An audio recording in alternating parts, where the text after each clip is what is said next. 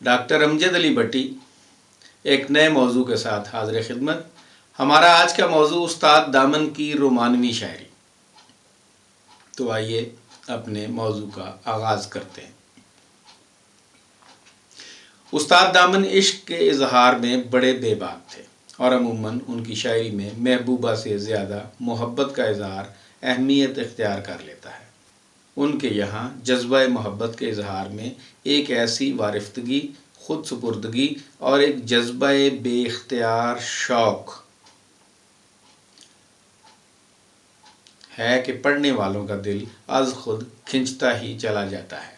उस्ताद दामन की रोमानवी शायरी में एक शायराना हुस्न है और ये शायराना कैफियत शायद इसी जज्बा बेख्तियार शौक़ की वजह से है जिसका इजहार खुद शायर को भी मतवाला बना देता है और उसके कारी को भी। पीवे जिगर दा खून खराज मंगे मूँहों पेत दी गल नहीं कहण देंदा। दोज़ख कोलों डरना है सेक विछोड़ा सह के वेख किवें दुखिया दुख भुलावे दारू घर विच बह के वेख विच मसीते रौला पाया ही अनाल हक ते कह के वेख चलिया एवें झल खिलारे नाल इश्क दे खह के वेख। उस्ताद दामन की शायरी की मजमूई फ़ज़ा पर एक थका देने वाली यकसानियत छाई रहने के बावजूद उनकी रोमानियत की मुख्तलिफ शक्लें हैं और ख़याल व फ़िक्र का ये तज़ाद तकरीबन तमाम रोमानवी फ़नकारों की खसूसियत है। रोमानवी जहन चूँकि ज़्यादातर ख्वाब व ख़याल का अमीन होता है, इसलिए अपने ख्वाबों की दुनिया की सैर वो इस अंदाज में करता है जैसे यही उसकी हकीकी दुनिया है। लेकिन कोई शख्स हर वक्त ख्वाब व ख़याल की हसीन दुनिया में मस्त नहीं रह सकता। ज़िंदगी की कड़वी सदाकतें उसके बनाए हुए शीश महल को एक ही झटके में तहस नहस भी कर देती हैं और इस वक्त वो भी आम इंसानों की तरह ज़मीन पर पहुंच जाता है। ला ला फट एहसास नू करे जख्मी दुख कल्ला ना बंदे नू रहन देंदा। एवें रिंद दुआवां मंगदे रहे जे दिलो बजानो, यानी एवें रिंद दुआवां मंगदे रहे जे दिलो बजानो आसमाना तो कणियां बन के एक दिन किरना दारू। उस्ताद दामन की शायरी में समाज की बाज़ पाबंदियों और रवायतों से खुल्म खुला बगावत पाई जाती है। उनकी दुनिया में समाजी एहसास मफकूद नहीं, वो समाजी क़यूद जिनसे मोहब्बत की रूह घुटती मालूम होती है उनके गुस्से का निशाना बनते हैं। उनकी कायनात इश्क में तबके हैं, ज़ेर दस्त पर ज़बरदस्त के मज़ालम हैं, इक़्तिसादी और मुआशी झगड़े हैं, समाजी नाइंसाफ़ियाँ हैं। दुनिया गंदगियों, बेईमानियों, रियाकारियों से बरी मालूम होती है, लेकिन ये किस किस्म की नाइंसाफ़ियाँ और गलाज़तें हैं? क्या इनका कारण कोई सियासी निज़ाम होता है? क्या ये सब महज यूं ही वकूअ पज़ीर हो जाता है या इसके पीछे कोई फ़िलासफ़ी काम करती है? इसका वाज़ेह शऊर उस्ताद दामन के यहाँ मौजूद है।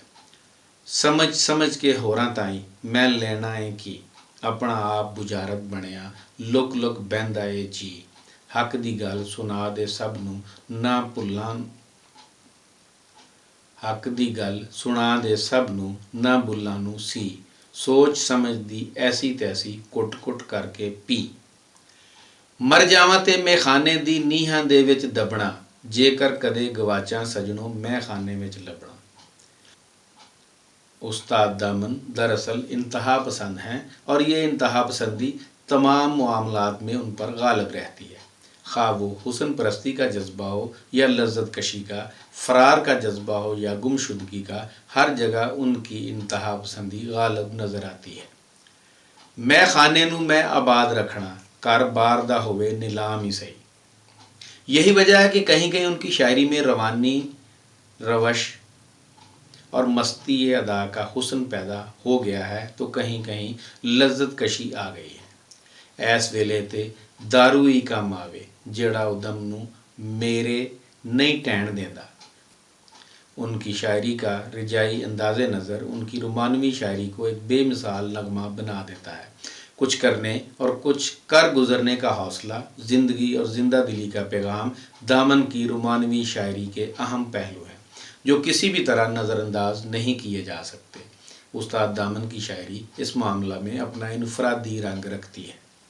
ਸ਼ਾਮ ਹੋਈ ਹੱਡ ਭੱਜਣ ਲੱਗੇ, ਚਾਰ ਚੁਫੇਰ ਉਦਾਸੀ, ਦਾਰੂ ਦੀ ਤਲਬੇ ਪਈ ਤੜਫੇ, ਮੇਰੀ ਜਿੰਦ ਪਿਆਸੀ। ਘਰ ਚੋਂ ਇਹਨੂੰ ਕੱਢਣਾ ਔਖਾ, ਲੱਗੇ ਵਰਗੀ ਮਾਸੀ, ਮਾਂ ਦੇ प्यार ਦੀ ਮਸਤੀ ਦੇਵੇ, होवे किमें खुलासी। अपने ख्यालात के इजहार के लिए उस्ताद दामन को मौजूद अल्फाज और मौसर अंदाज़ बयां बआसानी मिल जाता है। ये उसकी ज़ुबान व बयान पर कुदरत की दलील है जो कारी के ज़ौक़ जमाल की तस्कीन का बायस बनती है और ख़ुद फ़नकार की तहरीर में ताज़गी, शगुफ्तगी, रानाई और दिलकशी और नुदरत पैदा करती है। उस्ताद दामन का असलूब गनाई है, उसकी तशबीहात व इस्तारात, उसके अशारे और कनाए, खूबसूरत अल्फाज का इस्तेमाल, माहौल और मौजू की मुनासबत के साथ जलाल व जमाल और सुबक रवी उसकी शायरी के असर को बढ़ावा देते हैं। बाल पुणे तो मैं वहाँ पींदा, प्यो मेरा सी साकी, प्यो पुत कट्ठे बह के पींदे, कदे ना होई नचाकी। इक्को ਜਿਹੀ सी सोच साडी, मस्त अलत सी रहंदे, पी के चार दिहाड़े जीना, कुछ नहीं रहना बाकी। उस्ताद दामन की शायरी में इंतज़ार की शिद्दत अपने कई रंगों और कैफियतों के साथ जलवागर है, जिसके बायस उसकी शायरी में मोहब्बत की एक ऐसी फ़ज़ा तश्कील पाती है जिसमें ख़ुद सुपुर्दगी का आलम नुमायाँ तौर पर नज़र आता है। एक ऐसा इंतज़ार जो पलकों पे सितारे रोशन कर दे, घर का ये आलम कि दरो दीवार से भी महबूब के दीदार की हसरत टपक रही है। दरीचे, नीमवा और दर खुले हुए हैं, लेकिन जिसका इंतज़ार है वो अपने वादे के मुताबिक नहीं पहुंच पाता। शायद ही कभी ऐसा मौका आता हो जब दरवाज़ा खोलने पर अचानक महबूब सामने खड़ा हुआ नज़र आए। जो शख्स दिन भर किसी का रास्ता देखे यहाँ तक कि शाम हो जाए, आंखें धुंधला जाएं और सुबह का बूला शाम को बिना लौटे, तो ज़ाहिर है इसका रद्द अमल यकीनी है। रोज़ तेरे दर आके डिगिए, ना मुख फेर तू साकी, चलिया दुनिया चार दिहाड़े, ना कर देर तू साकी। दुख दे अज उबाल पे उठन, थोड़ी नाल नहीं बहने, इक्को ही साह विच सारी पीनी, मट उलेर तू साकी। उस्ताद दामन की शायरी में जमालियात का अंसर भी बदरजा उत्तम पाया जाता है। यहाँ ये बात भी पेश नज़र रखना ज़रूरी है कि एक शायर जो समाज और समाजी मसाइल को अपनी तख्लीक में जगह देता है, वो ज़ाती वारदात या बातनी इंकशाफात को शायरी की मिराज करार नहीं देता है। ऐसे शायर की जमालियात की जो सतह मौजूद होगी वो उसके खालिस्तन ज़ाती और निजी तजर्बात और मुशाहिदात की आयनादार नहीं होगी। बिजली दे लिशकारे पैंदे, चूम घटावां आईयां, उत्तों ऐस समय विच सजना, अखां ने परताइयां, जिंदगी दे रस्ते विच साकी, टोए टिब्बे खाइयां, ऐस वेले तू मैं खाने नूं क्यों नहीं कुंडियां लाइयां। इंसान हकायक की जिस मादी दुनिया में ज़िंदा रहता है, शायर उस दुनिया को महज वैसा नहीं देखता जैसी कि वो होती है, बल्कि वो उसे कुछ इस अंदाज से देखता है कि वो कुछ ऐसी हो जाती है कि जिसकी तस्वीर शायर के ज़हन में बनती है। इसके लिए वो जुज़ियात का एहतमाम ख़ुद करता है और इसके रंगों की तरतीब भी ख़ुद मुंतखब करता है। ऐसा वो इसलिए करता है कि वो हक़ाइक़ की मादी दुनिया के मतवाज़ी मादी दुनिया की एक और दुनिया कायम करना चाहता है कि जिसकी खालिक कोई मावराई कुव्वत नहीं, ख़ुद शायर, फ़नकार या तख्लीक़कार है।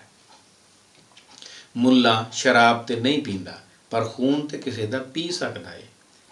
पुड़ ज़मीन आसमान दा रह चलदा, दाणे वांग इंसान नूं पी सकदा है। इत्थे जुल्म ही जुल्म है हर पासे, कित्थों तीक कोई लबां नूं सी सकदा है।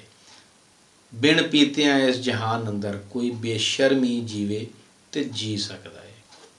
हर शायर तमसालकारी यानी पैकर तराशी के वसीले को अपने ताईं बरतता है। किसी के यहाँ कुव्वत बसारत की कारफरमाई ज़्यादा नुमायाँ नज़र आती है, तो किसी के यहाँ दूसरी हिस्सियाती तस्वीरों को नुमाइंदगी मिलती है।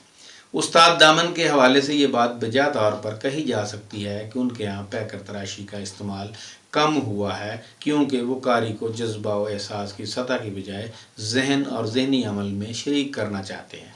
इसलिए उनके कलाम में जो तमसालें मिलती हैं वो बसरी नोयत की होने के बावजूद एक मखसूस जहनी अमल की अक्कासी करती हैं।